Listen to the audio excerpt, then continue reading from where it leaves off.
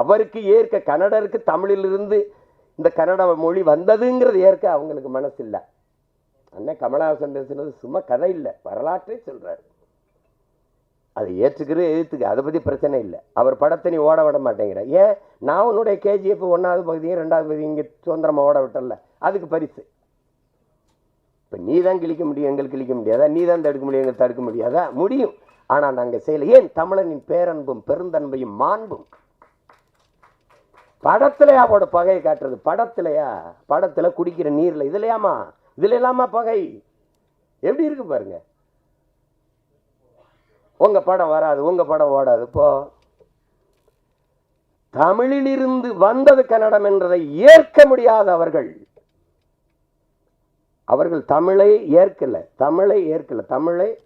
தமிழிலிருந்து வந்ததுங்கிறது ஏற்கல. ஒரு தலைவருக்கு தமிழையே ஏற்கல, தமிழையே சனியன் ஒழிக்கணும்ன்றல.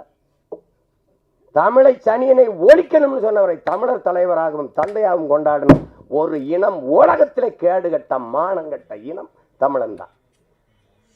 அவங்க மொழியவே ஏற்க மாட்டேங்கிறான், அதுல இருந்து வந்ததுங்க ஏற்க மாட்டேங்க. அவரை நான் தலைவனா ஏற்கணுங்கிறத, இப்படி ஒரு உலகம், இப்படி ஒரு சமூகம் எங்கேயாவது இருந்திருக்க பாருங்க.